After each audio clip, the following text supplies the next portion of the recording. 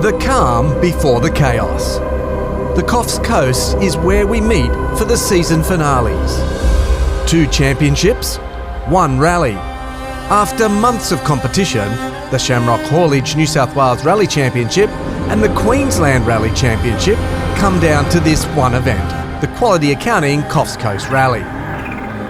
There's 10 stages, 3 heats, and valuable points on offer. And for some teams, everything to lose. For New South Wales, Jody Mill leads the way on 134 points.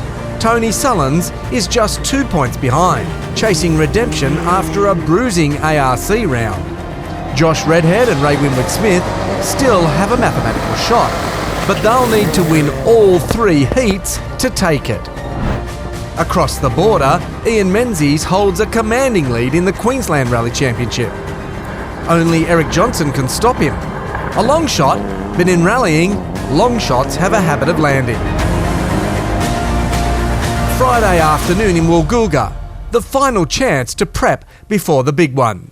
Wasn't exactly the week we had planned. Look, we were meant to be leaving home early yesterday morning for hopefully a bit of testing today. We found a few dramas late at Narooma, which we thought we'd sort of covered off, but then they sort of reared their head again. We've had a few people like Phil Armour involved and a lot of us scratching our heads. And what's this now? 2 days in with 2 hours sleep, and I think we finally found the issue. We've just got to try and resolve it and see how we go and see if we can get out tomorrow.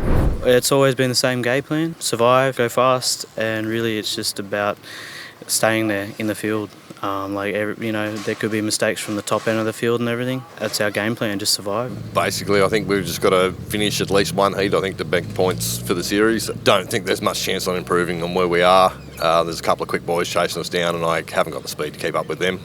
But yeah, we'll just do our best and try and get to the end. Saturday dawns hot and dry. 10 stages and a long day ahead. The forests west of Woolgoolga are fast, technical and unforgiving, with humps and bumps and everything in between. It's the same road for everyone: New South Wales, Queensland, rookies and veterans. And those humps in the road will test them all. New South Wales contenders are playing the long game. It's not our ideal rally because we're probably the least prepared and the least knowledgeable of this area. Being that it's the first blind rally I've done for quite a while, I probably will be a bit cautiously fast. The fact that I'm been on pace notes is the fact that I'll try and drive too fast, and that's what I don't want to happen. So I'll either pull it back too much and I'll be scared at the end of the first stage that we've given away too much time, or I'll be on the pace. Some of it I do know well, but I was just saying to Brett on the way out here, there's probably 10 kilometres of stage I think this weekend I've never actually driven on competitively, and it's probably going to be an emotional day because we don't know whether or not this will be the last rally in Coffs with the talk of these national parks, but I can't wait. I'm really, really excited for this evening's stages as well. Queensland has its own battle. We only need to finish well in 2 heats. We've had a very challenging week leading up to it. The engine died on the previous event and we only had the car finished 5 o'clock yesterday afternoon. So mad rush to get down here and get scrutineered at 10 o'clock last night. But everything seems fine now. My main focus is on Ian, but again, I need him to have problems because I'm not going to catch him either. So I'm kind of in no man's land. Heat 1 is fast and punishing. The surface is loose, ruts form early, and the humps come thick and sharp. Right, road goes left and road goes right. It's in about 100 metres. There are 2. This is it now. Road goes left, road goes right. But it was Menzies who would set the pace. He was quickest, taking a 4.9 second victory in Special Stage 1.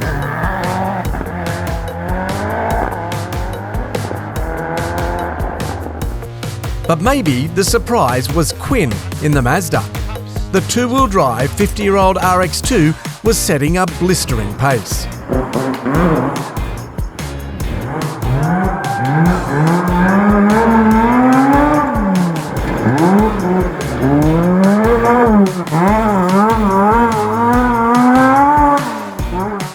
On Stage 2, Cottage 1, a new name would emerge. Brad Hardaker hit the spotlight, 8.7 seconds clear of the field, and with that, he took the rally lead. On stage 3, McRae's, Josh Redhead answered back. 3 stages down, 3 different winners. Redhead was quickest by 5.1 seconds, and that margin put him into the overall lead. Behind him, Damien Frizzell put in a brilliant drive in the Mazda 2, climbing 3 places on the leaderboard to be 6th outright. The first heat ended at Sherwood 1, and once again Brad Hardaker stamped his authority, winning the stage by an incredible 20 seconds. Ian Menzies was next best, finishing 2nd in stage. While Mal Keogh and Pip Bennett powered the Audi Quattro into 3rd on stage. Just 4.7 seconds adrift. With the first heat complete, it was Brad Hardaker and Pete Hellwig in the lead, winners of Heat 1 and taking valuable points away from the New South Wales crews. There you go, I didn't even know I was leading it. Yeah, 2nd rally. I've had the car for about 8 weeks. So I raced motorbikes professionally for about 10 years. And my old man's background was actually racing off-road buggies, so he always told me unless you can afford to do it, don't do it, and I can finally afford to do it just. That rain we got last night definitely helped the roads a lot. Second pass will be a different story. I think some of the sections will actually be a lot better than what they were the first pass. For Josh Redhead and Ray Winwood-Smith, the fight for the championship was over. They needed maximum points to stay in contention, but ongoing car dramas kept them from a clean run.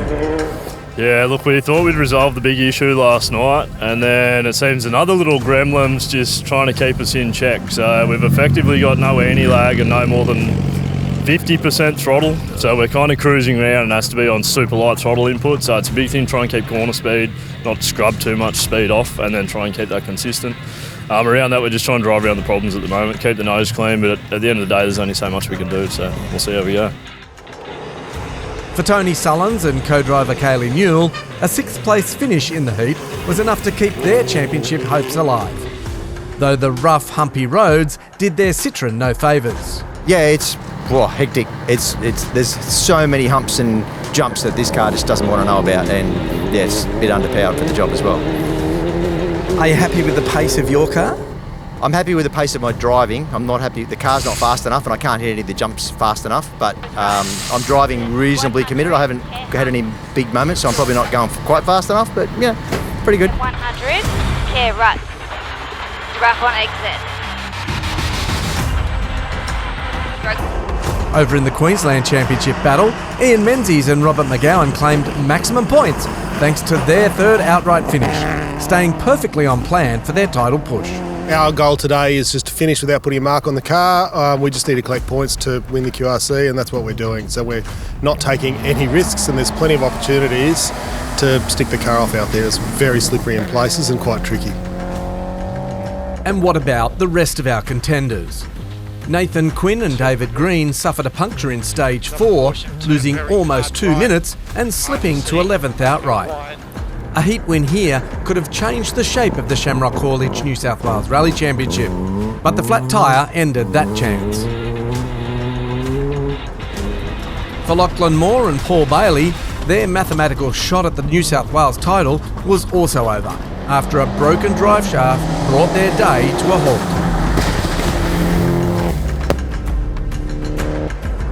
Erik Johnsson and Megan Byrne were still chasing their opportunity in the Queensland Championship, finishing 4th for the heat, only 20 seconds behind leader Ian Menzies.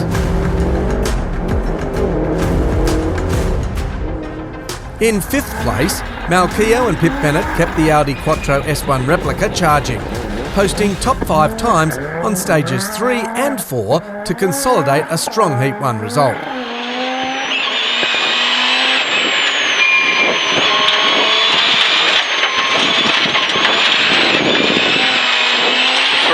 Care, hump, road goes right, 200,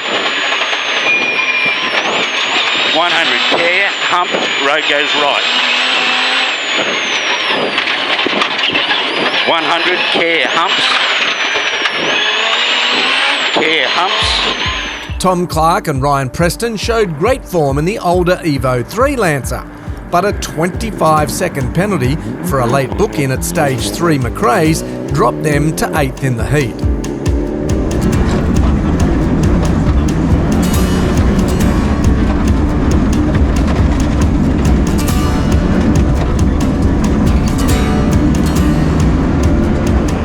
Dean Ridge and Muriel Hayes couldn't quite match the pace that impressed at Bega earlier in the year, ending the heat in 10th. Here, going to a right two, this is it. And then 150. Road goes left and hump. Road goes right. And 200 to turn very hard right uphill. It'll only just be here now. Very hard right. Yeah, up the hill. And then 40 hump after it, and then ruts up the hill. And for our New South Wales Championship leader Jody Mill, with son Brody Mill alongside, it was a tough morning. The extreme heat sapped performance and rhythm, but they made it through the opening 4 stages to sit in 11th outright, still in the game. With Heat 1 done and dusted, the rally is wide open. 2 heats remain and everything. 2 championships, another 6 stages, and a season's work. All will be decided in the forest around Coffs Harbour.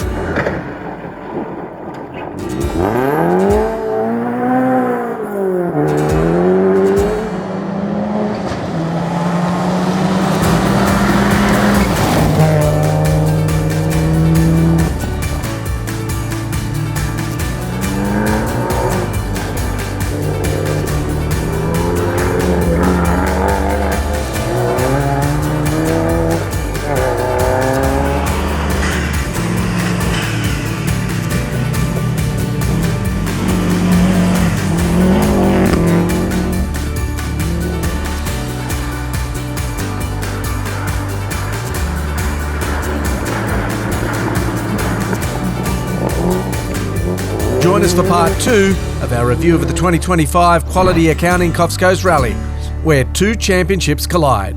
The final round of the Shamrock Haulage New South Wales Rally Championship and the final showdown of the Queensland Rally Championship.